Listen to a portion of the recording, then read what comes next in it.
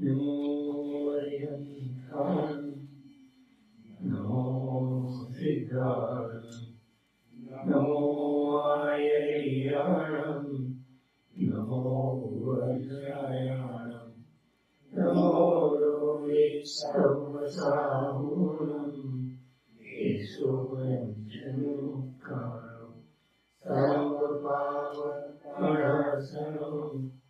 मंगलाय सर्वे परमं अवैमङ्गलं नमो अरिहन्ताणं नमो सिद्धाणं नमो आयर्याणं नमो वज्रायाणं नमो रोहि सर्वसाहूणं येषु पञ्चनमुक्ताय सर्वपावपणासनो मंगलाय सर्वे परमं अवैमङ्गलं नमो अरिहन्ताणं नमो सिद्धाणं नमो आयर्याणं नमो वज्रायाणं नमो रोहि सर्वसाहूणं येषु पञ्चनमुक्तारो सर्वपावपणासनो मंगलाय सर्वे परमं अवैमङ्गलं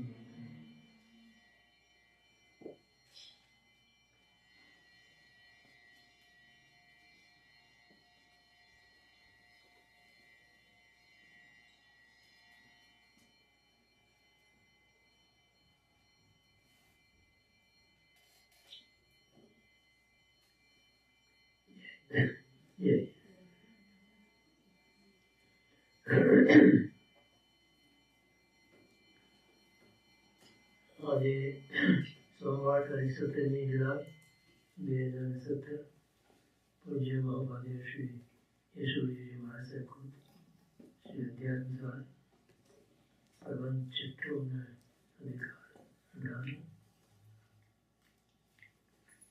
आत्मज्ञान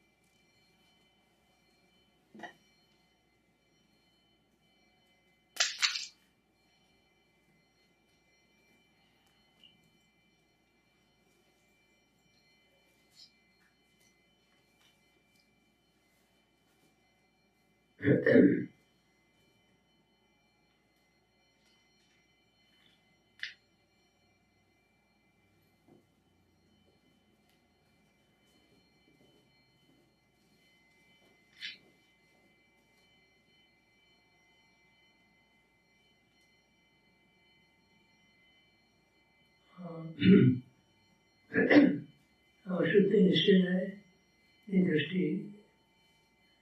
એમાં આપણે જોયું ને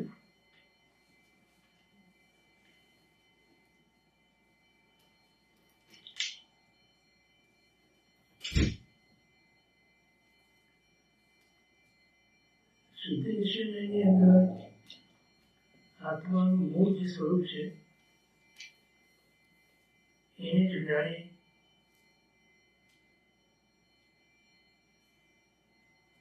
એટલે પોતે આત્મા પોતે પોતાના ગુણોનો કરતા છે, ફળનો કરતા નથી. એટલે સંસારનો કરતા આત્મા નથી એમ વાત કરી ને. અને સામાન્ય રીતે મહારાજે શુદ્ધ નિશ્ચયની અપેક્ષા આત્મા ને કર્મ લાગતા પણ નથી. આત્માના મૂળ સ્વરૂપની અંદર એટલે મૂળ સ્વરૂપમાં આત્મામાં કર્મ નથી એમ. પણ અશુદ્ધ નિશ્ચયને અને વ્યવહારને આ બંને એમ માને છે કે વાસ્તવિક રીતે શુદ્ધ ચેતના માત્ર સિદ્ધ અવસ્થામાં છે. શુદ્ધ જે નિશ્ચયની જે શુદ્ધ અવસ્થા છે, શુદ્ધ સ્વરૂપ એ માત્ર સિદ્ધ અવસ્થામાં છે. જ્યાં સુધી એના પર કર્મ લાગેલા છે, ભલે ને ચોંટ્યા નથી પણ એ અસર તો છે જ, ત્યાં સુધી એ અશુદ્ધ ચેતના છે, મિશ્ર ચેતના છે. અને મિશ્ર ચેતના હોવાના કારણે, અશુદ્ધ ચેતના હોવાના કારણે એ કર્મથી બંધાય છે, નિર્ભય છે. ભલે એનું મૂળ સ્વરૂપ શુદ્ધ છે. એ તો જેમ કપડું મેરું થયું હોય, સફેદ કપડું મેરું થયું હોય તો કપડાની સફેદાઈ કે કપડાની જે મૂળ અવસ્થા છે એનાથી મેલ અલગ જ છે. જો અલગ ના હોય તો દૂર ના થઈ શકે. એટલે તો અલગ તો છે જ, પણ દેખાય છે કેવું? મેલું દેખાય છે ને. તો મેલ તો ચોટેલો છે, મેલ લાગેલો છે, પણ એ મેલ અને કપડું એક નથી થઈ ગયા. જેમ શુદ્ધ સફેદ કપડું પોતાની મૂળ અવસ્થાની અંદર શુદ્ધ જ છે, એ પોતે મેળનો કરતા નથી, એ પોતે મલિનતાનો કરતા નથી. એમ છે ને, મલિનતા એને વળગી છે. કેમ કે બહાર ગયો, શુદ્ધ કપડું પહેરીને કોઈ બહાર જાય તો મલિનતા લાગે. શરીર પર મૂકે કપડું તો શરીરની મલિનતાના કારણે પણ મલિન બને. એટલે એ સંયોગિક મલિનતા છે. એ રીતે કર્મ પણ સંસાર પરિભ્રમણની અંદર જ્યારે જીવ હોય છે ત્યારે એને કર્મ લાગે છે. અને કર્મ લાગે છે એનું કારણ છે કે એ પોતે એ વખતે અશુદ્ધ ચેતના છે, મિશ્ર ચેતના છે, કર્મ સાથે લેપાયેલી ચેતના છે. કેમ કે એમ જો ના હોય તો સિદ્ધ અવસ્થામાં રહેલા સિદ્ધ પરમાત્માને પણ કર્મ તો લાગે. કેમ કે કર્મ વર્ણના તો ત્યાં પણ છે. તો કર્મ વર્ણના ત્યાં હોવા છતાં પણ સિદ્ધ પરમાત્માને કર્મ લાગતા નથી. એમ આપણે પોતાના મૂળ સ્વરૂપમાં હોઈએ તો આપણને કર્મ ના લાગે. પણ આપણે મૂળ સ્વરૂપમાં રહી શકતા નથી. જ્યાં સુધી સાધના કરી અને એ સ્વરૂપની જે સ્થિરતા ન પ્રાપ્ત કરીએ ત્યાં સુધી મૂળ સ્વરૂપમાં આપણે રહી શકતા નથી. અને નથી રહી શકતા એટલે બહાર પરિભ્રમણ કરીએ છીએ, બહાર પર પદાર્થ સાથે સંયોગમાં આવીએ છીએ અને એને કારણે કર્મ લાગે છે, ભાવ થાય છે. કર્મના ઉદયો પણ છે, નિમિત્તો પણ છે. આ બધાને કારણે જીવ ભાવ કરે છે. અને ભાવ કરે છે માટે કર્મ કરડાય છે અને મલિન થાય છે.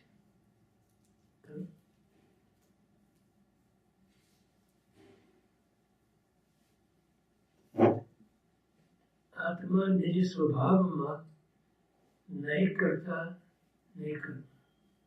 જો પોતે પોતાના સ્વભાવમાં હોય તો ન તો એ કર્મ કરતા ન તો એને ભોગતા. એ થયું. હવે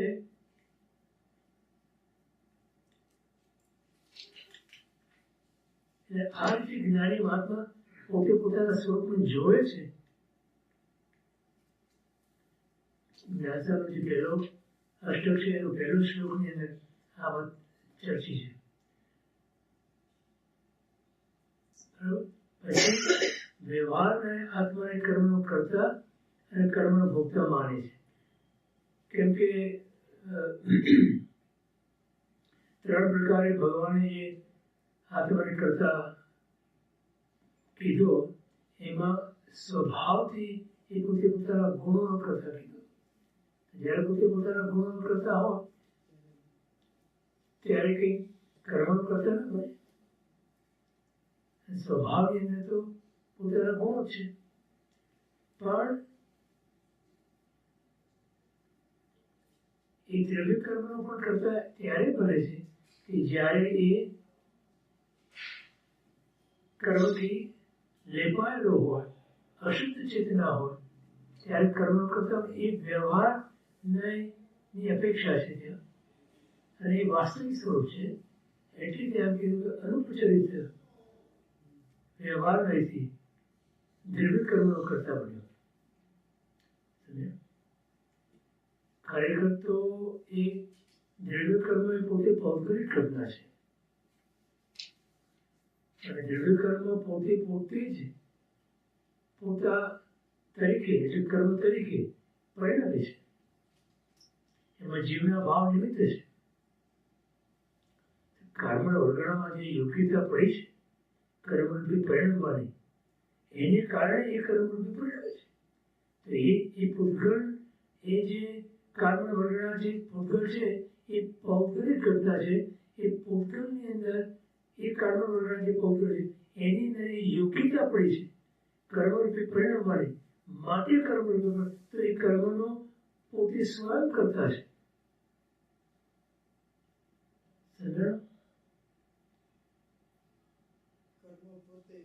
કર્મ પોતે પૂતગલ છે, કાર્બન વર્ગણા પોતે પૂતગલ છે. કાર્બન વર્ગણામાં જે યોગ્યતા પડી છે, જો કોઈ પણ દ્રવ્ય પોતાની યોગ્યતા વગર અથવા પોતાની જે યોગ્યતા હોય એ સિવાયનું કોઈ કામ ન કરી શકે. કોઈ પણ ધર્મ શીખાય છે એ કેમ કર્મ રૂપે નથી પરિણમતું? અધર્મ શીખાય કેમ કર્મ રૂપે નથી પરિણમતું? એનામાં એ યોગ્યતા નથી. ધર્માસ્તિકામાં માત્ર તમને ગતિ સહાયકતાની યોગ્યતા છે. તો તમે ગતિ સહાયક કોને કરે છે? પાછી કોને કરે? કે જેને પોતાને ગતિની યોગ્યતા છે એને કરે. ધર્માસ્તિકા અધર્માસ્તિકાને કેમ ગતિ નથી આપતું? બાજુમાં રહ્યું છે. આકાશાસ્તિકાને કેમ નથી આપતું? બાજુમાં પડે છે. તો એનામાં એ યોગ્યતા નથી માટે. તો કાર્બન વર્ગણાની અંદર અચ્છા, તેજસ વર્ગણાની અંદર કર્મ કેમ નથી બનતા? એ પણ પૂછવું છે. તેજસ વર્ગણા પણ પૂછવું છે ને. તો તેજસ વર્ગણામાંથી કોઈ કર્મ નથી બનતું. આહારક શરીર કે ઔદારિક શરીર જે બનાવે છે એ જે વર્ગણા છે, આહાર કે ઔદારિક વર્ગણા કે વૈકલ્ય વર્ગણા, એમાંથી કેમ કર્મ નથી બનતું? એમાં યોગ્યતા નથી. હવે આત્માને શું લાગે બોલીએ? આ નિશ્ચય છે. દરેક દ્રવ્યની પોતાની યોગ્યતા પ્રમાણે પરિણમવું એને સમુચ્ચય યોગ્યતા કહે છે. તો સમુચ્ચય યોગ્યતા પ્રમાણે પરિણમવું એ એનું સ્વાભાવિક કાર્ય છે. બરાબર? પણ નિમિત્ત એને જોઈએ, નિમિત્ત વગર ન થાય. તો ત્યાં કર્મરૂપી પરિણામમાં કાર્બન વર્ગણાને જીવનો ભાવ નિમિત્ત રૂપ બને છે. તો જીવ ભાવ કરવા માટે એટલે પછી શું થયું? દેખાવમાં શું થયું? કે જીવે કર્મ કર્યા, જીવે કર્મ વર્ગણામાંથી કર્મ બનાવ્યા, એટલે જીવે કર્મ, જીવનો પર આરોપ આવ્યો. બરોબર? પણ જીવ તો માત્ર નિમિત્ત હતો. ત્યાં જીવનો ભાવ તો માત્ર નિમિત્ત હતો ને. ऐसे है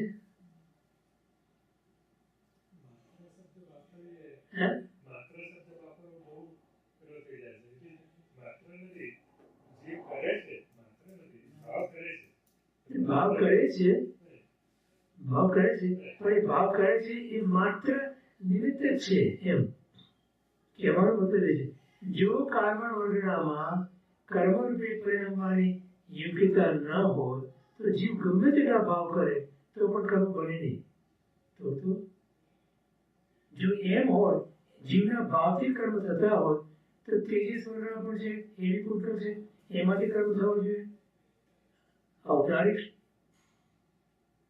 વર્ણના છે એમાંથી પણ કર્મ થવો જોઈએ પણ એમ નથી બનતું આ બેઠી છે શુદ્ધ નિશ્ચય અને વ્યવહારને દ્વેષ પણ વાસ્તવિક રીતે અશુદ્ધ ચેતના ભાવ કરે છે અને એને કારણે કર્મ વર્ણનાની અંદર એનો ભાવ નિમિત્ત રૂપ બની કર્મ વર્ણનામાં પડેલો યોગ્યતાને કારણે કર્મ પરિણમે છે બિકોઝ એણે કર્યા છે ભાવ એટલે એની સાથે સંયોગમાં આવે છે જોડાય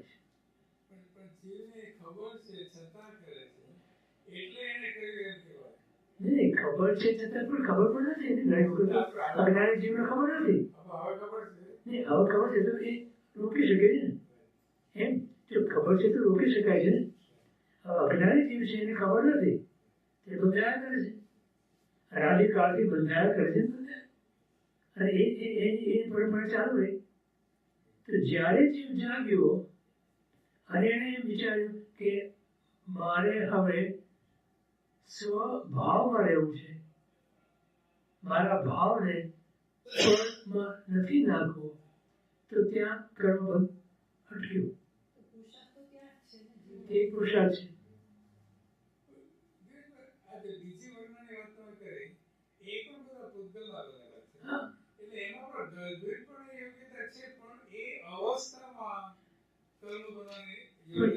એ વર્ણના તો જ કહેવાય વર્ણના ક્યારે કહેવાય નહીં તો પરમાણુ કહેવાય વર્ણના ક્યારે કહેવાય કે એ હા એનામાં એ યોગ્યતાને કારણે એ નામ પડ્યું તેજસ આ નામ પડ્યું કાર્બન આ નામ પડ્યું ઔપચારિક આ નામ પડ્યું વૈક્રિય એની યોગ્યતા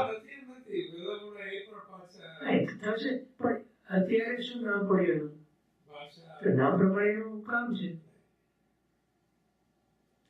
આપણે બી નામ પ્રમાણે કામ કરીએ છીએ ને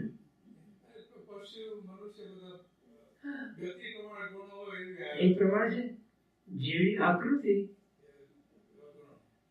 એ પ્રમાણેની પ્રકૃતિ જેવી આકૃતિ તે પ્રમાણે તેની પ્રકૃતિ એમ એ જ સિંહની આકૃતિમાં રહેલો જીવ હિંસક છે અને એ જ્યારે સસલાની આકૃતિમાં રહ્યો છે ત્યારે વિકળ છે ફેરવી પડ્યું બંનેના શરીર ઔપચારિક છે બંનેના શરીર ઔપચારિક વર્ણનાથી બનેલા છે પણ બંનેની આકૃતિ બદલાડે તો કામ બદલાડો કાર્ય બદલાડો એટલે એમ કે જ્યારે તેજસ વર્ણના છે કે કાર્બન વર્ણના છે એ જ્યારે છૂટી પડે છે ત્યારે પરમાણુ તો પછી જુદી થઈ જાય તો પછી એમાં તો કોઈ એવી યોગ્યતા રહેતી નથી એ જ્યારે જથ્થો બને ત્યારે એમાં યોગ્યતા પ્રગટ થાય છે તો કે તેજસની જે વર્ણના હતી એ છૂટી થઈ ગઈ પછી એ જ પરમાણુનો બીજો જથ્થો બન્યો કાર્બન વર્ણના રૂપે તો ગર્ભિત રૂપે તો એ પરમાણુમાં એ શક્યતા તો રહે ને એમ પણ એ શક્યતા એમ ના ગણાય હા એટલે એ ના ગણાય એટલે મેં કીધું કે વર્ણના કરે છે ત્યારે એમાં યોગ્યતા પડે છે વર્ણનામાં યોગ્યતા છે વર્ણના વગર તો યોગ્યતા છે હા જથ્થો બને છે એ એનું કોમ્બિનેશન છે એનું સ્પેસિફિક કોમ્બિનેશન છે એમ ઔપચારિક એટલા માટે કે પરમાણુ જે છે ને પરમાણુમાં એ જથ્થો જ્યારે બને ત્યારે એ એકમાં હોય તો જથ્થામાં આવે ને તેમાં ગર્ભવતી પડ્યું તો જ આવે ને એમ એનું તાત્પર્ય છે.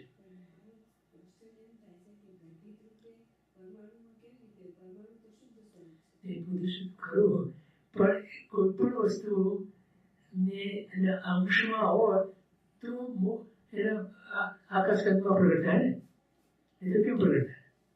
તો એ જે કોમ્બિનેશન થયું પરમાણુઓનું, એ સ્પેસિફિક કોમ્બિનેશન છે, માટે એમાં કર્મ બનવાની યોગ્યતા પેદા થઈ. હવે એ જ પરમાણુઓ એવા સ્પેસિફિક કોમ્બિનેશનમાં આવે તો તેજસ વર્ણ બને, તો એનું એ કામ કરે છે. બરાબર? તો એ મૂળમાં ના હોય તો જથ્થામાં કેવી રીતે આવે એ મેં તાત્પર્ય છે. શુદ્ધમાં ટકતા નથી, એકેમાં ટકતા નથી, એકેમાં પડે. શુદ્ધ પરમાણુ ક્યારે ટકી નથી શકતા, બને જાય છે. So that is the sequence, ચાલુ છે આખા લોકની અંદર. there is no શુદ્ધ પરમાણુ એ જ્યારે છૂટું પડે છે એની સાથે એ પાછો બીજા પરમાણુ સાથે જોડાઈને સ્કંદ બને છે. સ્કંદમાંથી છૂટું પડે સ્કંદ બને છે. શુદ્ધ પરમાણુ અંદર રહેલું છે, એ છૂટું પડી શકે છે, પડે છે, પણ પાછો સ્કંદ બને છે. એટલે જેટલું એ તો સમયની વાત છે ને, તો એક માર્ગ એક સમય લાગે ને, તો એ સમય લાગે તો છદ્મસના જ્ઞાનનો તો વિષય નથી, પણ કેવડીના જ્ઞાનનો વિષય હોવાને કારણે કેવળ એમ કહી શકીએ કે હા આ પરમાણુને હું જોઈ શકું છું. બેઠું એક સમયની અંદર માની લો કે એક પરમાણુ છૂટો પડ્યા કે છૂટા પડ્યા એ સમય માટે, એક સમય માટે તો પણ શુદ્ધ તો ખરા ને એક સમય માટે. હા, તો છદ્મસના જ્ઞાનનો તો વિષય બની શકે નહીં, પણ કેવડી ભગવાન એ એક સમયની અંદર એ થયેલા શુદ્ધ પરમાણુને જોઈ શકે છે. માટે એમ કહેવાય કે કેવડી પરમાત્મા પરમાણુને જોઈ શકે, પ્રદેશને જોઈ શકે અને સમયને જોઈ શકે. આ ત્રણેય અંશ જે છે એ નાનામાં નાના અવિભાજ્ય અંશ કે જેના ભાગ જે ન પડી શક્યો એ કેવડી પરમાત્માના જ્ઞાનમાં આવી શકે છે. આ જ અદભુત વસ્તુ છે. દરેક સમય એમાં અનંત હોય પણ એ ટ્રાન્ઝિટ. હા, એ ચાલુ છે, એ ચાલુ છે, પણ એ છૂટા પડે છે. ધારો કે જેવું પરમાણુ બધું છૂટો પડે છે, સ્કંદરૂપે છૂટું નથી પડતું. સ્કંદરૂપે પડે છે પણ એને દેશ કહેવાય, પરમાણુ ના કહેવાય.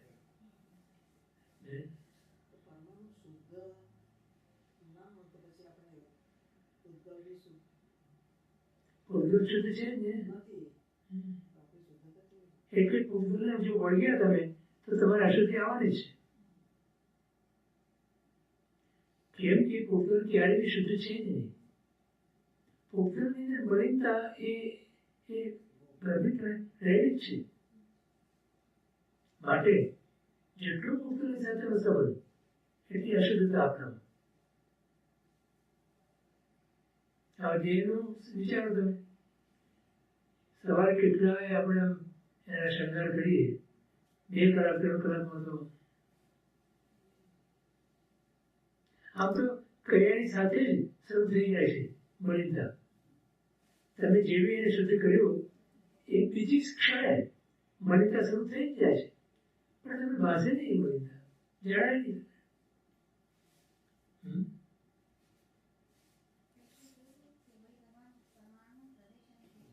સમય એને જોઈ શકે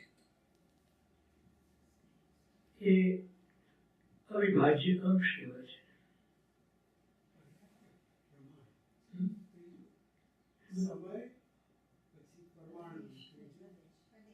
પ્રદેશ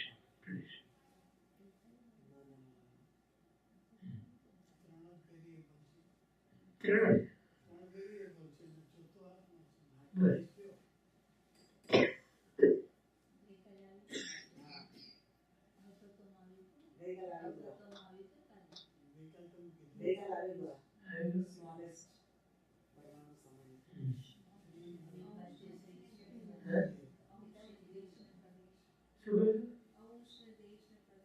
એમ કીધું હતું કાલે કીધું મને યાદ નથી. બે નાના પ્રશ્ન મેં જે સાંભળ્યું બરાબર તમે દ્વીપ સમુદ્ર અસંખ્ય હતા છે. શું દ્વીપ સમુદ્ર અસંખ્ય છે. મનુષ્ય સંખ્યા હતા છે. હા તો મનુષ્ય કરતા સમુદ્ર વધારે. હા બધા લેકે આવો તો એક ખૂટે. મારા ડૂબકા ગજબ વાત છે. દ્વીપ અને સમુદ્ર મધ્ય લોકોની અંદર અહીંથી શરૂ થાય જમ્બુદ્વીપથી. જમ્બુદ્વીપથી શરૂ થઈ પછી લવણ સમુદ્ર, ધાતકી ખંડ, કાળોદરી, પુષ્કરવન એમ શરૂ થાય. એમ કરતા કરતા અસંખ્ય દ્વીપ સમુદ્ર છે. છેલ્લો સમુદ્ર સ્વયંભૂ લવણ મોટા મોટું. બરોબર. મનુષ્યની સંખ્યા એટલી નથી. મનુષ્ય તો અઢી દ્વીપમાં જ છે અને સંખ્યાતા જ છે. તો પછી બીજો પ્રશ્ન આપણે પ્રદેશ જે છે અવિભાજ્ય એ ખરો એનાથી નાનો ભાગ તરીકે આકાશના પ્રદેશોમાં બધા અવકાશ આપણે લઈ શકીએ તો આકાશ તો કેટલું મોટું તો આકાશના પ્રદેશનું કદ મોટું હોવું જોઈએ અને પણ અસંખ્ય બંને સરખા છે. અસંખ્ય સરખા નંબર ઇક્વલ. મોટું થયા વગર ધર્માસ્તિકાના અધર્માસ્તિકાના લોકાશાસ્તિકા આકાશના નહીં લોકાકાશ એ ત્રણના પ્રદેશો અસંખ્યાત અને એક પ્રદેશ ઉપર તમે માની લો સમજી લો કે ધર્માસ્તિકા જ્યાં છે ત્યાં અધર્માસ્તિકાનો અને આકાશ લોકાકાશ. હવે એક જીવને રહેવું હોય ને તો અસંખ્ય પ્રદેશ જોઈએ.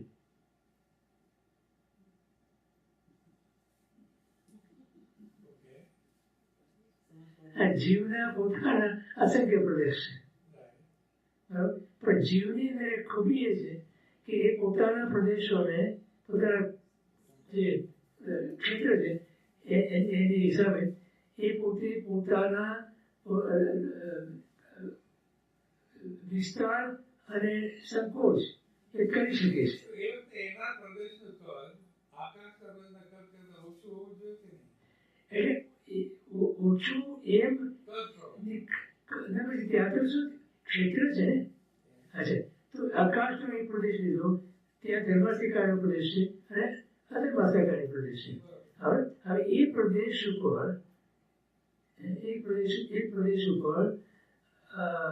અનંત પુત્ર પરમાણુ રહી શકે. અને એક જીવને જો રહેવું હોય તો આકાશના અસંખ્ય પ્રદેશ જોઈએ. પણ એ અસંખ્યાતનું જુદું માપ છે. અસંખ્યાતનું માપ જુદું છે, પ્રદેશનું માપ જુદું નથી. હા અસંખ્યાત પ્રમાણ છે.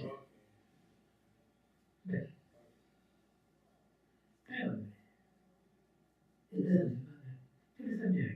આટલા બધા સમુદ્ર છે તો જળચર જીવો કેટલા બધા હશે પાણીમાં? તને ખબર છે દેવલોકમાં અને જ્યોતિષ દેવલોકમાં જનારા મનુષ્યો કરતા આવા જે સગની પંચેન્દ્ર જળચર છે ને એ વિશેષ છે. જ્યોતિષ દેવમાં એક દેવગતિ છે, ચાર ગતિમાંથી ચાર દેવગતિ છે, ચાર વૈમાનિક જ્યોતિષ વેતર અને ભવનગતિ. એમાં જ્યોતિષ દેવની અંદર જવાવાળા આ જે જળચરો છે ને બધા મોટા મોટા સમુદ્રના એમાંથી વધારે જાય છે.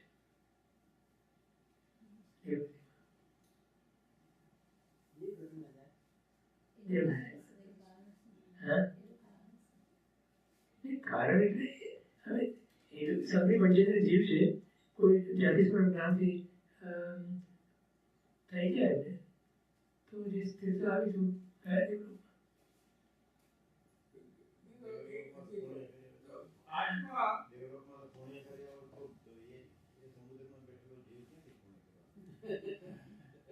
કરે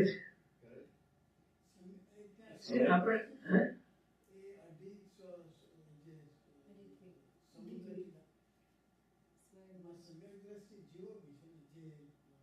આધિક્યમાં જ હા એ જળતર તરીકે હોઈ શકે પણ સમ્યક દ્રષ્ટિ ના હોય. સમ્યક દ્રષ્ટિ એમાં ઉપર ના થાય. સમ્યક દ્રષ્ટિ તેની સ્થિતિમાં જાય નહીં. આઠ જગ્યાએ સમ્યક દ્રષ્ટિ ઉત્પન્ન ના થાય. સમ્યક દર્શન હોય એમાં તેની ગતિ છે, નરક ગતિ છે વગેરે વગેરે. એમાં ના હોય. એમાં થાય ત્યાં સમ્યક તો થાય એને સમ્યક તો થઈ જાય. નરગતિમાં બી થઈ શકે. ચારે ગતિમાં સમ્યક તો થઈ શકે પણ સમ્યક દ્રષ્ટિ ઉત્પન્ન ન થાય ત્યાં. જો ઉત્પન્ન થાય તો વિચારતી જ હોય તો જ ના હોય. કામ કરવા માટે તો આત્મા આકાશના અસંખ્ય પ્રદેશોમાં રહે પણ એ બધા પ્રદેશોમાં ન રહે.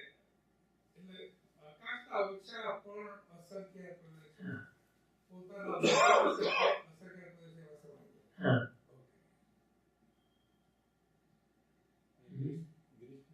આપણે કિશોરભાઈ પ્રશ્ન કર્યો ને કે એવા કયા તમને કરે એ તો એમના પહેલાના ભાવોમાં બી શાયદ કોઈ એવા હા એટલે એક કીધું ને કે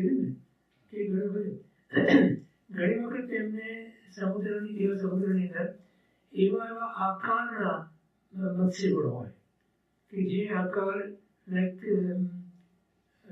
સાધુનો આકાર હોય, પરમાત્માની મૂર્તિનો આકાર હોય, કોઈ એવા ઉપકરણનો આકાર હોય. એ પછી જ્યાંથી પણ ઘરમાં પોતે કરેલું હોય ને યાદ આવે એને અને યાદ આવે એટલે આહાર પાણી છોડી દે અને એમ કરી એવા શુભ ભાવમાં ચાલી જાય સુધી પછી બધી શકે એવું પડે. વિવિધ પ્રકારના આકારોના મત્સ્ય ત્યાં એ બધા દ્વીપ સમુદ્રમાં હોય છે. સત્તામાં પડે પહેલાનું પડ્યો આ તો એ તો જાતિસ્મરણ જ્ઞાન કીધું ને કે જાતિસ્મરણ જ્ઞાન થાય તો તેની સ્થિતિમાં એક માત્ર જે કારણ જે છે સભ્યત્વ માટે અને સદગતિ માટે એ જાતિસ્મરણ જ્ઞાન છે. બીજું તો કોઈ છે નહીં કઈ બીજી કોઈ સાધના છે નહીં તેની નથી. મનુષ્ય ભાવમાં એવું કંઈક કર્યું હોય કે એમને ગતિમાં જવું પડે પછી પાછું યાદ આવે કંઈક નિમિત્ત મળી જાય યાદ આવે. આખું જીવન સારું ધર્મમાં કર્યું પણ આયુષ્યનો બંધ પડ્યો ત્યારે ખરાબ ભાવ હોય આવી જાય તો પડી શકે તો થઈ શકે.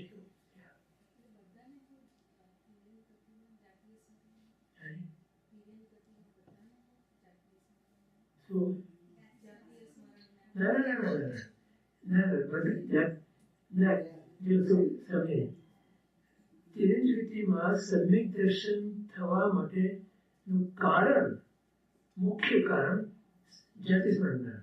તો જેને જાતિસ્મરણ જ્ઞાન થાય કોઈ નિમિત્તથી તો એને પૂર્વ ભાવ યાદ આવે, પૂર્વની સાધના આરાધના યાદ આવે, મનુષ્ય તરીકે કરી હોય અને એમ થાય મેં શું આ પાપ કર્યું તો તે ગતિમાં આવ્યો તે ઓહાપોટ થાય તો એની સમ્યક દર્શન પ્રાપ્તિ થઈ શકે.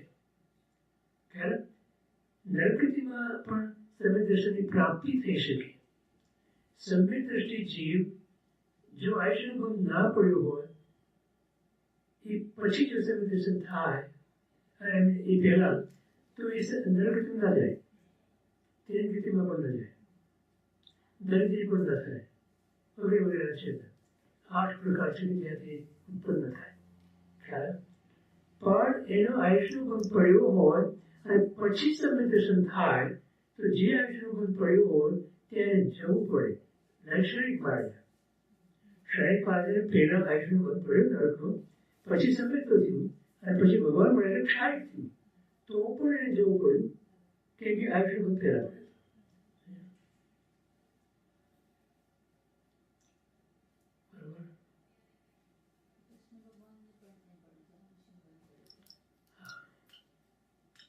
કૃષ્ણ ભગવાન પછી જેમને ભગવાન મળ્યા 18,000 સાધુઓને બંધન કર્યા, સબકી તેમનું ક્ષાયક થયું અને ત્યારે એમને ભગવાન કીધું કે તે ચાર નારકીનું તે બંધ તોડ્યો કેવી રીતે? તો કે તે એવા ભાવથી 18 સાધુઓને બંધન કર્યા. તો કે મારે ત્રણ નરકમાં જવું પડશે? તો કે હા. તો કે હવે ફરી વાર હું બંધન કરું, બીજી ત્રણે તોડું?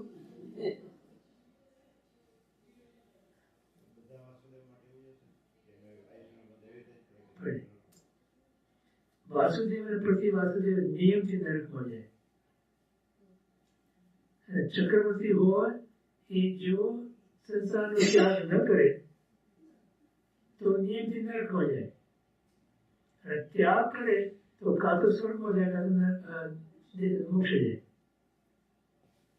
એક વાત કરી, 12 ચક્રવર્તીમાં 5 મોક્ષે ગયા, 5 સ્વર્ગમાં ગયા અને 2 નરકમાં ગયા.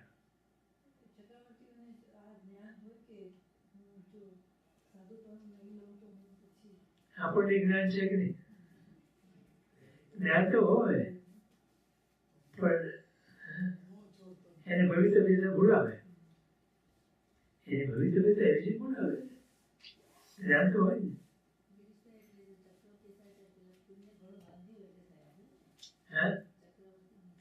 હા, કેટલી સાધના કરી હોય ત્યારે ચક્રવર્તી થયા હોય. હવે પછી પણ એને શ્રેષ્ઠ પુરુષ કીધા છે એમ ચંદ્રાચાર્ય. 63 શલાકા પુરુષ કીધા.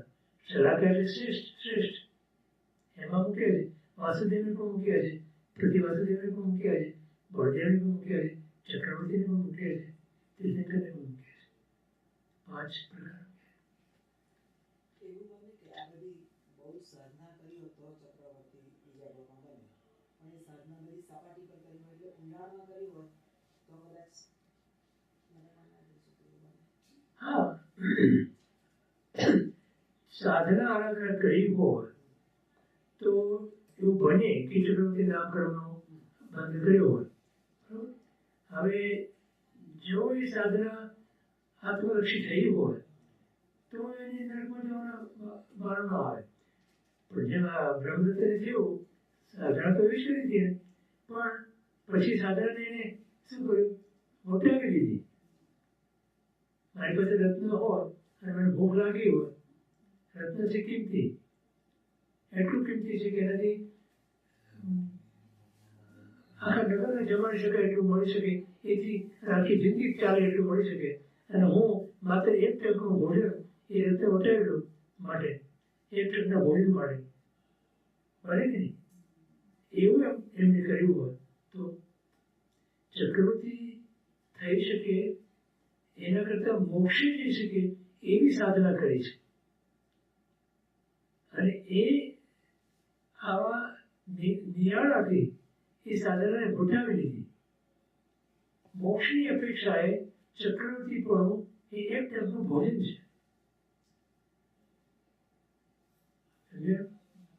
તો હું મોક્ષની સાધના કરું, મારી પાસે કિંમતી રત્ન છે કે આખી જિંદગી ચાલે ને પડી 71 પેઢી સુધી ચાલે એટલું ધન છે એમાં, એક રત્નની અંદર. બરાબર? હવે મને 1% ભૂખ લાગી છે અને મને 1% ભોજન માટે હું આપણો રત્ન જે છે એ વટાવી લઉં છું. તો મોક્ષની કરેલી સાધના હું ચક્રવર્તીના પદ માટે જો વટાવી દઉં તો આ એના જેવી વાત થઈ. 71 પેઢી સુધી ચાલે એટલા ધનને જેની કિંમત છે એ રત્નમાં એને 1% ભોજન માટે મેં વટાવી.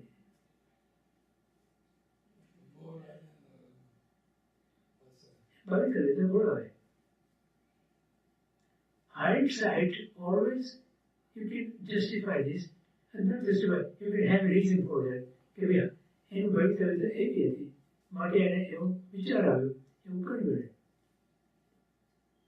આપણી ભવિતવ્યતા આપણને ખબર નથી એટલે આવા વિચારો આપણે નહીં થવા જોઈએ.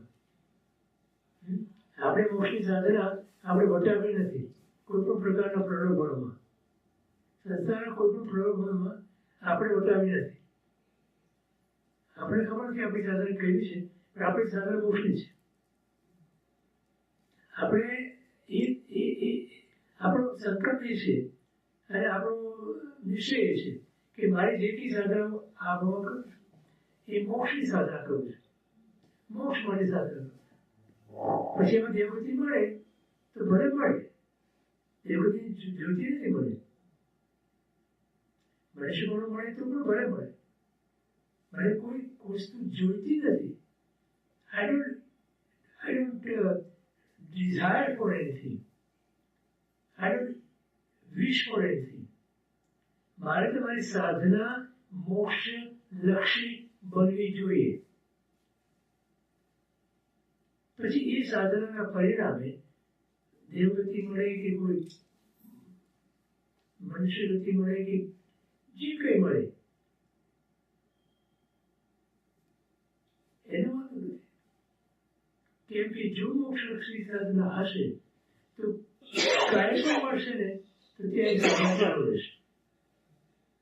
અને જો મોક્ષલક્ષી સાધના નહીં હોય તો કાંઈ પણ જો સારું મળ્યું તો એમાં જીવ મોહાન થઈને ડૂબી જશે, કપી જશે. એ સમજણ આપણે કેળવવાની છે. એટલે મુખ્ય વસ્તુ આપણા માટે એ છે કે જેમ બને તેમ આપણે પ્રલોભનોથી જો આપણે બચી શકીએ તો આપણે ટકી શકીએ. અને પ્રલોભનો ઘણા છે, લૌકિક પ્રલોભનો પણ ઘણા છે અને લોકોત્તર પ્રલોભનો પણ ઘણા છે. એટલે પૌદ્ગલિક પણ ઘણા છે અને ધર્મના પણ ઘણા છે. એ બધા પ્રલોભનોની અંદર આપણે અંદર ના ફસાઈ જઈએ એ ધ્યાન રાખવાનું છે. એટલે ત્યાં કીધું તમારે દ્રઢતા જોઈએ. સદૈવ સદગુરુ સદધર્મની અંદર જે દ્રઢતા આપણે જોઈએ એ બહુ અવશ્ય, બહુ જાગૃતિ માંગે અને બહુ જરૂરી છે. 84માં પત્રાના ચોથો મુદ્દામાં એમણે આ વાત લખી છે. પત્રામ 84 ચોથો મુદ્દો છે, સ્પષ્ટપણે લખી છે કે આ નહીં ભૂલતો તું. વિતરાગ દેવ નિર્ગ્રંથ ગુરુ અને કેવી પ્રભુ ધર્મ. પત્રામ 84 મુદ્દો ચોથો. એટલે it's a very clear cut thing. તમે આમ એક જ આમ રસ્તા પર રાખે તમે ક્યાંય આમ ચરિત ના થઈ જાઓ. જો તમે ફોલો કરો તો ફોલો ના કરો તો ગિરીશભાઈ, મારી સાધના મોક્ષ માર્ગની કે સાધના મોક્ષ લક્ષી હોય અને હોય મોક્ષ માર્ગ. સાધના મોક્ષ માર્ગ આગળ વધે પણ લક્ષ્યની અંદર મોક્ષ હોય મોક્ષ માર્ગ હોય તો મોક્ષ લક્ષ થઈ ગયું. હા, તો જ કહેવાય ને મોક્ષ માર્ગ કોને કહેવાય? મુંબઈ જવાનો માર્ગ કોને કહેવાય? મુંબઈ લઈ જાય ને તો બરાબર.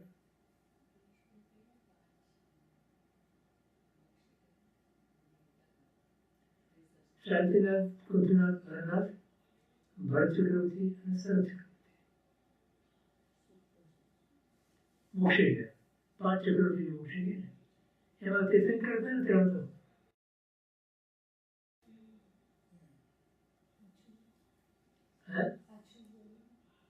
શાંતિનાથ, પૃથ્વીનાથ, હરનાથ, ભરત ચક્રવર્તી અને શરદ ચક્રવર્તી. શરદ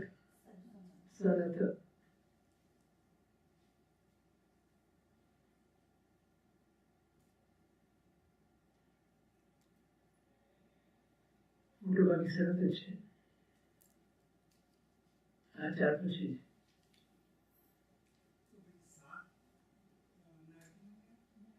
ના 2 નરકમાં ગયા, બ્રહ્મદત્ત સુગમ, અને બીજા 5 જે છે એ સ્વર્ગમાં ગયા.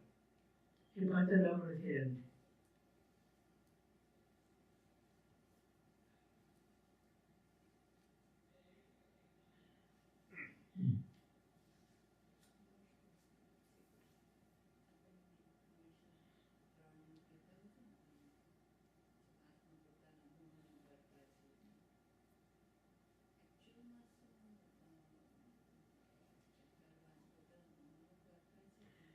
હા, સવાલ એ છે કે આપણે જે 3 રીતે કરતા પણ ભગવાન કહે છે એમાં આત્માના ગુણો કરતા કે પ્રમાણથી કે સ્વભાવથી એમાં શું કરવાનું કે શું ગુણો કરતાનો અર્થ શું છે કે આપણા ગુણો પ્રત્યે આપણને એક તો જાણે ખ્યાલ રહેવો જોઈએ. આપણા લક્ષ્યમાં રહેવું જોઈએ કે હું ગુણનો ભંડાર છું, હું ગુણોનો સમૂહ છું, હું ગુણોનું પિંડ છું, એ જ હું છું. તો મારે મારા ગુણોને પ્રગટ કરવા છે. ગુણો કરતા ગુણો કંઈ આપણે કરતા નથી. We don't do it. કરતા તો એ અપેક્ષા છે પ્રગટ કરવા છે આપણે. એટલે શું કરવાનું તો કે એના પર લાગેલા જે દોષો છે એને મારે દૂર કરવા છે. આ લક્ષ્ય. ગુણને પ્રગટ કરવા એટલે ગુણ કરવા. ગુણો કરતા બને આપણે. ગુણો કરતા બને એટલે કેવી રીતે તો કે એના પર જે દોષ છે એ દોષનું આપણે દૂર કરવાના છે. ક્ષમા એ આપણો ગુણ છે. તો ક્ષમા પર આપણો ક્રોધ એ આપણો એને દોષ છે. તો હું ક્રોધને દૂર કર્યા કરું. ક્યારેય ક્રોધ ના કરું. અને ક્રોધ આવે ત્યારે જાગૃત થઈ ગયું તો હું ગુણનો કરતા બન્યો. એ પ્રમાણે સંતોષ વગેરે.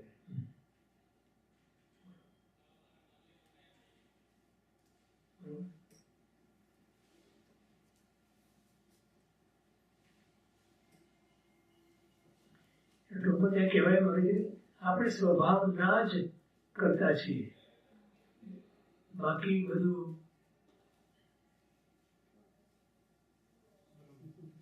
ભ્રમ છે.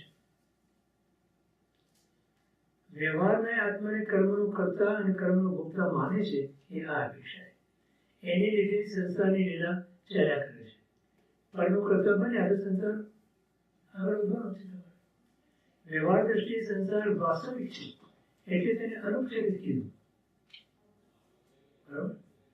સંસાર છે જે બાળકો કે છે ને કે બ્રહ્મ સત્ય જગત મિથ્યા એમ કે છે અન્ય દર્શનમાં બ્રહ્મ સત્યમ જગત મિથ્યા. તો એ લોકો એમ આવે છે જગત છે ને એ આભાસ છે. It's not real. ખાલી બ્રહ્મ એટલે આત્મા એ જ સત્ય છે. અને બ્રહ્મને એ લોકો પરમાત્મા કહે છે. બ્રહ્મા કે જેમાંથી બધા ઉત્પન્ન થયા. તો એમાં એટલે બધા આત્માઓ બધા જીવો બધા આત્માઓ એ બ્રહ્મની અંદર લીન થઈ જશે. તો એ સત્ય છે માત્ર. બાકી પ્રકૃતિ જે છે એ બધી જ આભાસ છે, નિરાશ. જેને કહે કે મૃગજળ એ સત્ય નથી. તમને આભાસ દેખાય છે. બાકી પ્રકૃતિ કઈ જેવું કઈ છે જ નહીં. માત્ર બ્રહ્મ સત્ય છે. બાકી બધું મિથ્યા છે. આપણે એવું નહીં માનતા. આપણે એમ જિગ્નેશન એમ કહે છે, ભગવાન એમ કહે છે કે જેટલું બ્રહ્મ સત્ય છે આત્મા સત્ય છે એટલું સંસાર સત્ય છે, વાસ્તવિક છે. દ્રવ્ય કર્મ જો વાસ્તવિક ના હોય તો એ કર્મના ઉદયને કારણે તમે જે ભોગવો છો એ તો તમે અનુભવો છો નહીં. કર્મના ઉદયને ભોગવો છો ત્યારે કર્મના ઉદય ભોગવતી વખતે તમે કઈ મિથ્યા લાગે છે, આભાસ લાગે છે કે રિયલ લાગે છે? રિયાલિટી લાગે છે ને? તો ઇટ ઇઝ ધ રિયાલિટી. એમ લેવાનું. એ સંસારમાંથી છૂટવાનું છે. અને તો છૂટવાનું ક્યાં પડ્યું? અને છૂટવા માટેના આત્મજ્ઞાન સહિત એટલે આત્મા હું આત્મા છું એવું ભાવ વાસન એટલું માત્ર રટવાનું નહીં. હું જ્ઞાન છું કે હું આત્મા છું એવું માત્ર ગોખવાનું નથી. એ તો પોપટી નથી. પણ હું આત્મા છું અને બાકીનું બીજું પર છે એવું તમને અંદરથી ભાસવું જોઈએ. ભાસવું ક્યાં છે? અનુભવવામાં આવે. તો આત્મજ્ઞાન સહિત તપ સંયમ આદિના જે ઉપાયો જ્ઞાની ભગવંતોએ બતાવ્યા છે તે પ્રમાણે પુરુષાર્થ કરવાનો છે. એટલે તપ સંયમ વગેરે જે બતાવ્યું છે એ કરવાનું છે. એટલે ક્રિયા તો બધી કરવાની છે, પણ એની સાથે સાથે આ જ્ઞાન પણ હોવું જરૂરી છે. વ્યવહારમાં ભવનો ભય બતાવી તેનો અંત લાવવાનું કહે છે. નિશ્ચયને કહે છે કે સૂક્ષ્મ દ્રષ્ટિથી જોતા સંસાર જેવું કંઈ છે જ નહીં. વસ્તુતઃ બંને નયના સમન્વય માટે સમ્યક દ્રષ્ટિ પ્રાપ્ત કરવાની પાત્રતા આવશ્યક છે. ક્રિયાના દરેક અનુષ્ઠાનો આત્માના કોઈક ને કોઈક ગુણો કોઈક ને કોઈ ગુણોને લક્ષમાં રાખીને વિકાસ કરવા માટે બધી ક્રિયા બાકી જે ભગવાન બતાવી અને બધા જ અનુષ્ઠાનો કોઈ ને કોઈ આત્માના ગુણને પ્રગટ કરનાર બને છે. તમે વિચાર કરજો, તમે કોઈ પણ ક્રિયા લઈ લો. અરે હું એમ કહું ત્યારે કોઈ પણ સૂત્ર લઈ લો.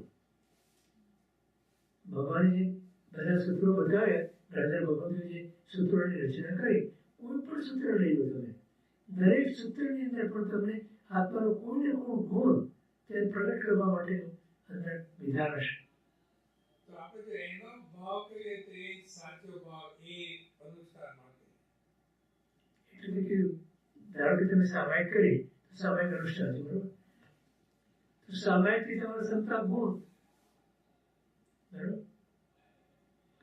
તમે પ્રતિક્રમણ કર્યું તો પ્રતિક્રમણથી શું?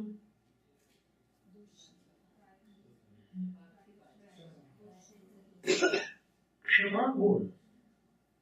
ભાવથી પાછા ફરવા કરતા હોય એ તો બરોબર છે, એ તો વિધિ થઈ, એ તો કાર્ય થયું, ક્રિયા થઈ. પણ ગુણ કયો પ્રગટ થાય છે મને? ક્ષમા ગુણ, નમ્રતાનો ગુણ. બંધિતું સૂત્ર આખું નમ્રતા સિવાય તમે બોલી ના શકો. બોલો, બંધિતું સૂત્ર બોલો છે. તમારા ભાવની અંદર નમ્રતા ના હોય તો બંધિતું સૂત્ર તમારા માટે નકામું છે. કેમ કે ત્યાં તો નીચું મોડું કરીને માફી માંગો છો. તો માફી કોણ માંગે અને ક્યારે મંગાય? માફી સાચી ક્યારે કહેવાય? નમ્રતા વગર માફી, આમ અકડીને માફી, આમાં તમે માફી માંગે એમ કોઈ અકડીને માફી માંગે? માથું નીચું કરી નથી, એ મુદ્રા જેવી છે. એકાગ્રતા પૂરતી એ અર્થ સમજીને ભાવ એટલે એને કીધું કે સૂત્ર અર્થ તદુભાઈ, અને આપણે તદુ બધે ભૂલી જઈએ. તદુ બધું ભય લાગે છે. આપણે સૂત્ર આવડવું જોઈએ પેલા, પછી અર્થ આવડવું, પછી અર્થ આવે પછી એનું રહસ્ય આવડ્યું. આપણે એમાં લીધા હતા, ઘણા બધા સૂત્રો લીધા હતા, એના અર્થ કર્યા હતા, એના રહસ્ય લીધા હતા, ખરું ને?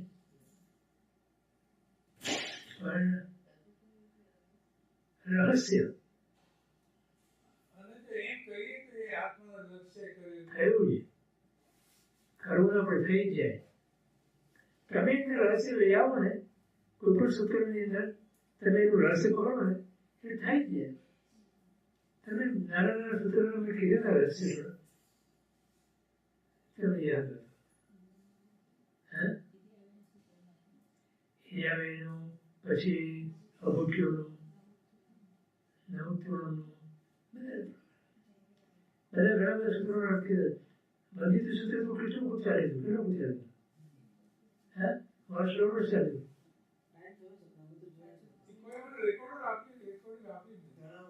રેકોર્ડિંગ થયું જ નતું ત્યારે, ત્યારે થતું જ નતું. કોઈ રેકોર્ડ થતું જ નતું ત્યારે. કરવા પડે ને? કોણ? હું છે ને? હા, ના પાડી દે. તમે સાક્ષી છો.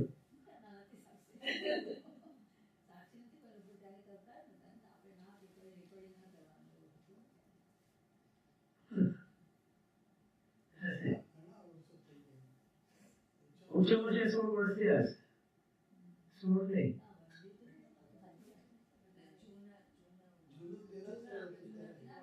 નહીં જોઈ જાય છે.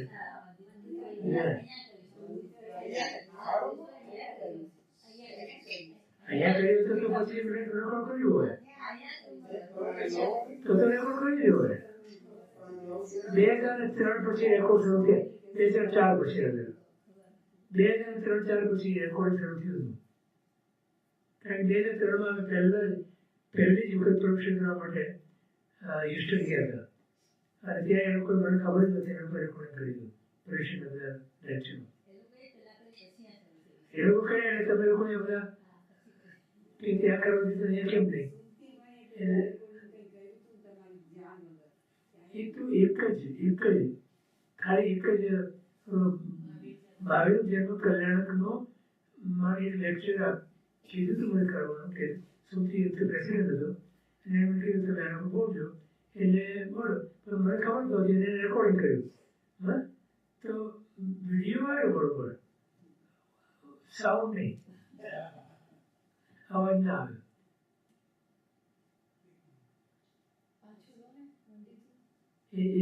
જોયું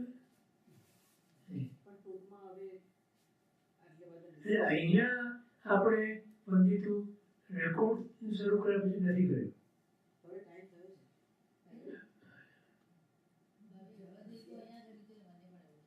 હવે ભાવ આવે કે ના આવે પ્રભુએ મોકલ્યા.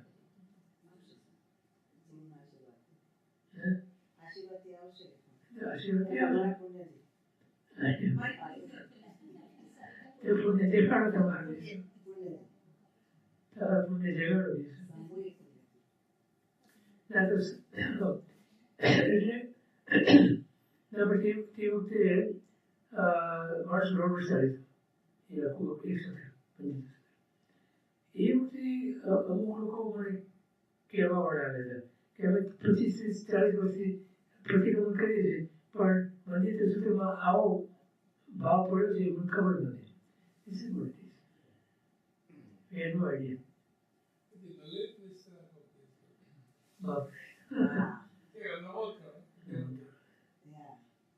કારણસર મારા સાથે 2000 એમના ચોમાસામાં પાણી ચડવા લીધું 17 વર્ષના.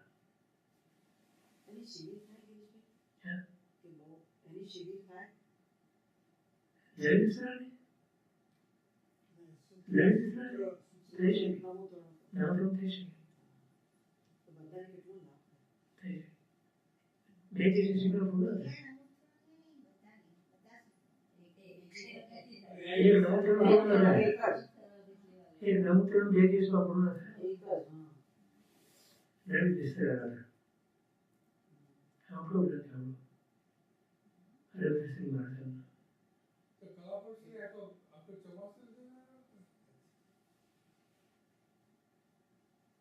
પણ એટલે એમને થોડો અમને કીધા અગત્યના પાડી દીધા. પાડી દીધા 2000 સાલમાં.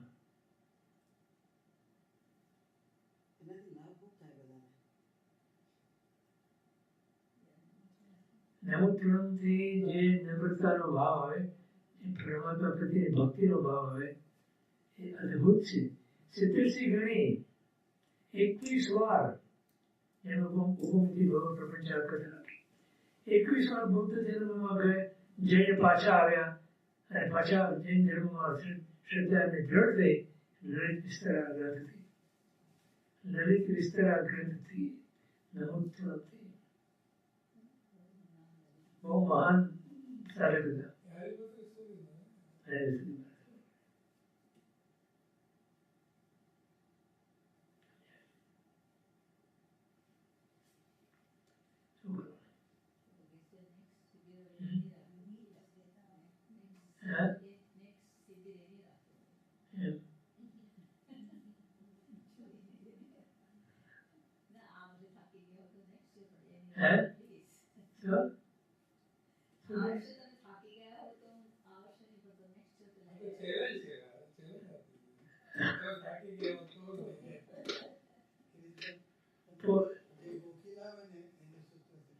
નથી આવે ને થાકેલા છે.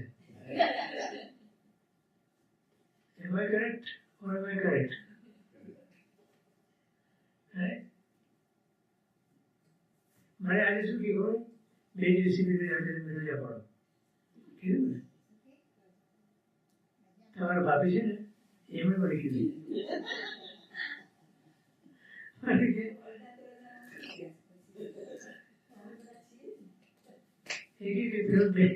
બે દિવસની શિબિર કરી ને એટલે તમે આજે સોમવારે રજા પાડો એમ હું કહેતો હતો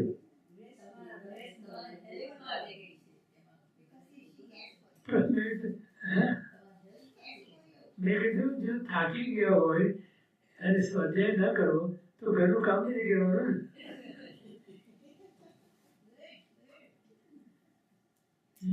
એમાં રાઈટ એમાં રાઈટ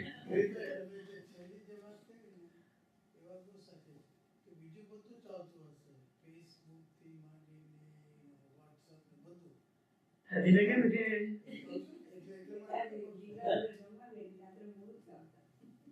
બોલો એ તો કહું છું તો થાકી ગયા બોલો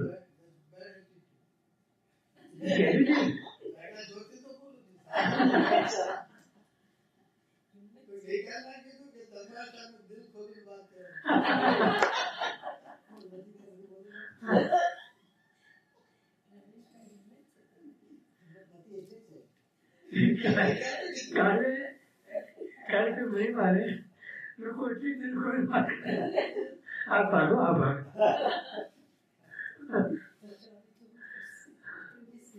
એટલી મજા આવે બહુ એન્જોય કર્યું છે બરાબર કાલે હે ને હે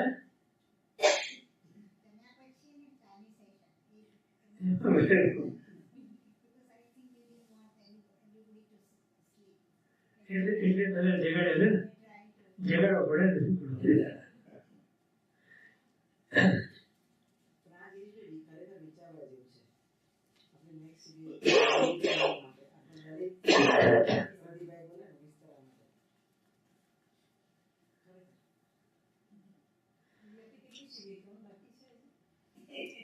આ વર્ષે તો ક્યાં છે આ વર્ષમાં ક્યાં થશે હવે તો પુરુષ આવશે અને પછી આપણે ક્લાસ આવશે એટલે ખબર નહીં અને પછી લોકો જાત્રા કરવા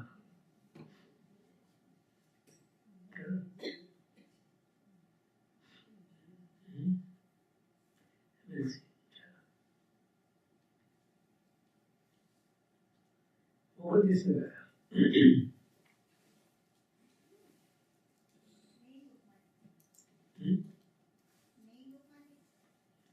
हाँ चल हमें मध्याह्ने मृदुषायां वयः पूर्वो यथेक्षते तथा संयोगज सर्वो विवेकाख्याति विप्रवय હવે આપણને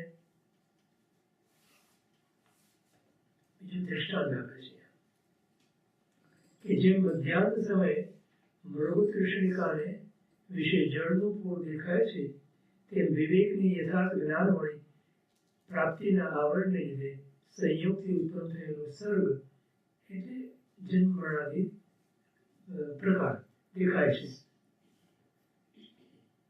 ગ્રીષ્મ ઋતુના મધ્યાહન કાળે નિર્જળ પૃથ્વી પ્રદેશ રણમાં સૂર્યના કિરણોથી તપ્ત ભૂમિ પરના ઉષ્ણ પ્રકાશમાં દૂર રહેલા મનુષ્યને કે મૃગને જળની ભ્રાંતિ થાય.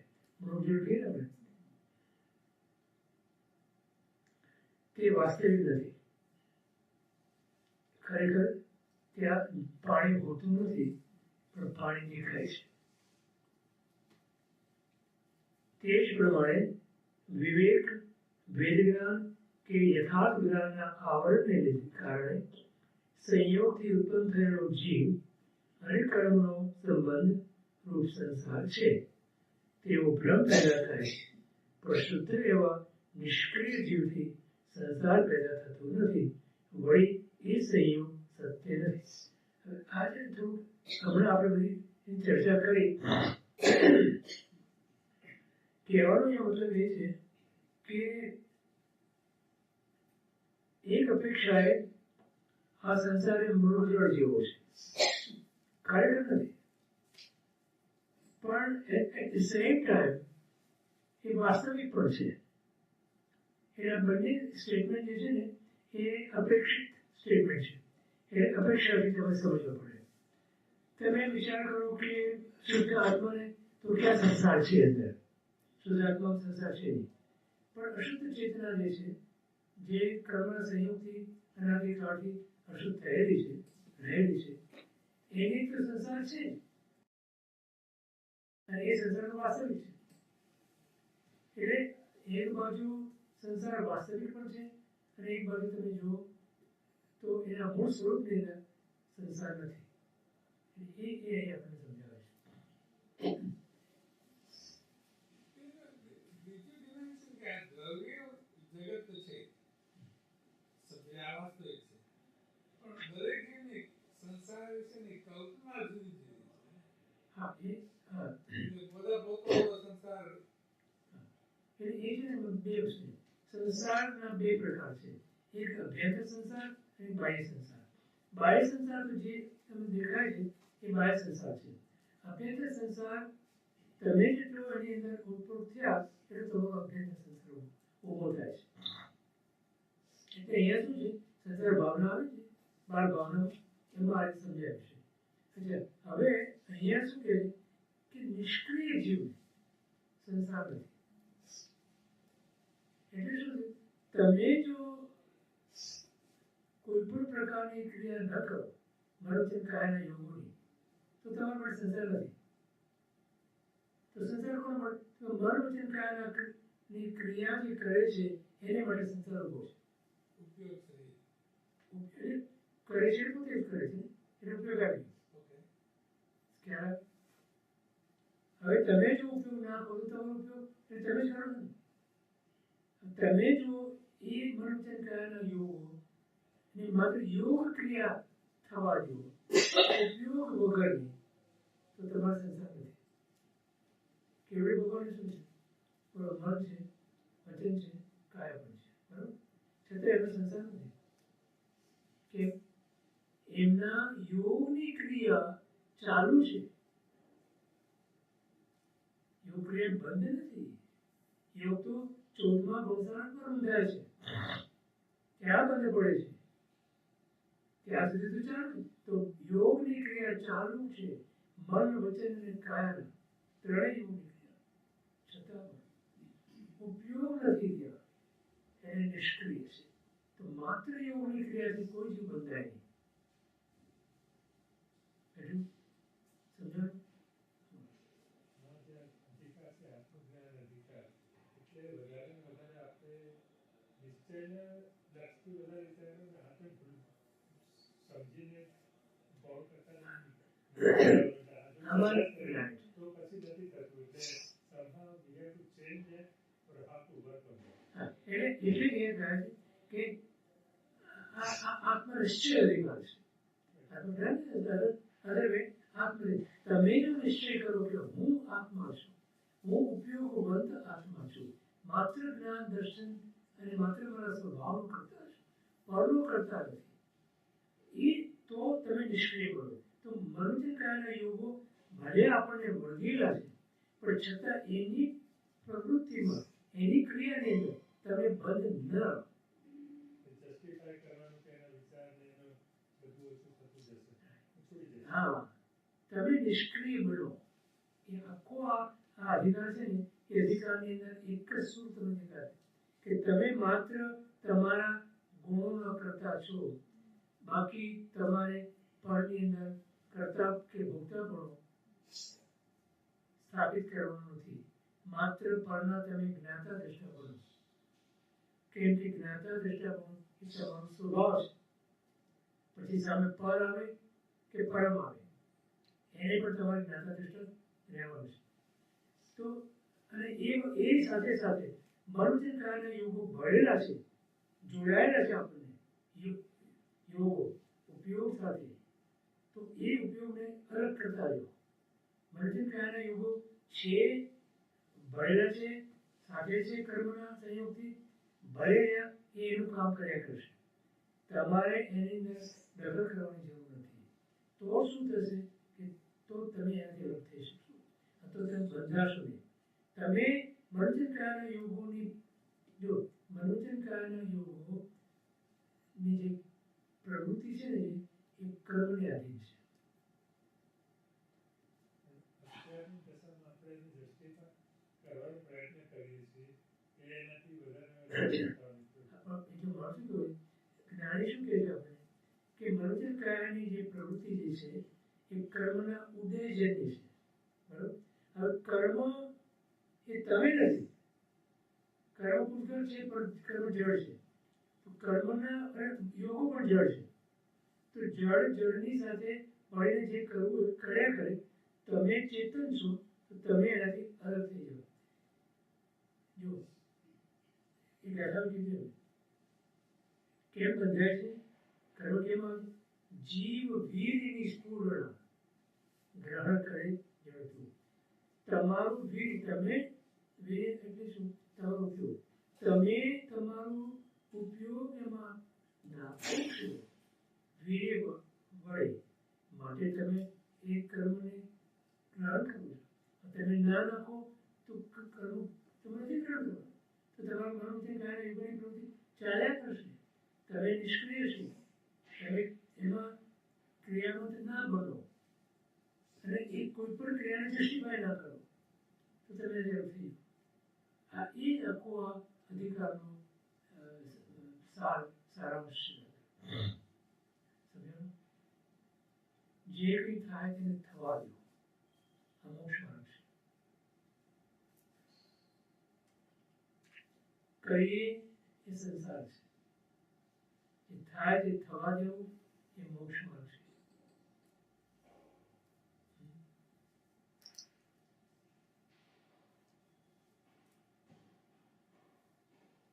મોક્ષ છે. Just being is moksha. Doing is sansar. Let it happen is moksha marga. And being is moksha.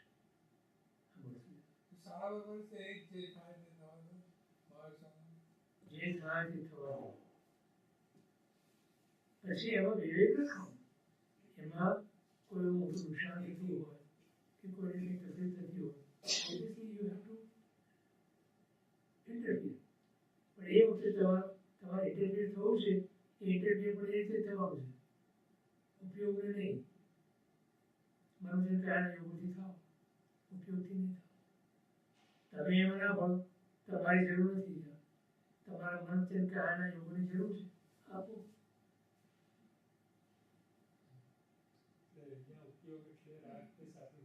ઉપયોગ મન, પ્રેક્ટિસ મન, બેઝિકલી મન. બહુ મન નહીં આપવાનું. મન ના આપો તો મહેમાન ચાલ્યા જાય.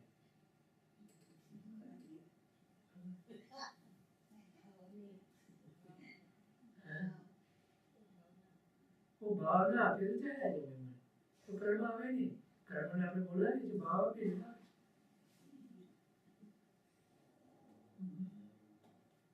મહેમાન જોઈતા હોય તો ભાવ આપો, મહેમાન ના જોઈતા સાથે તમને રાખવાનો.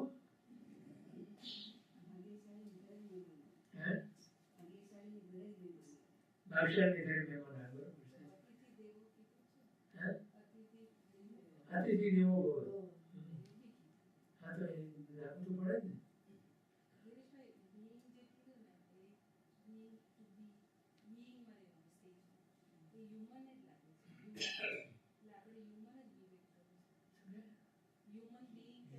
Human being, yeah.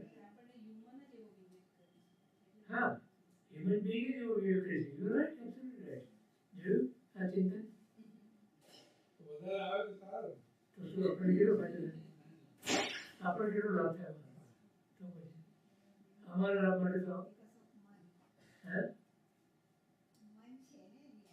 human being. That's good. Very good.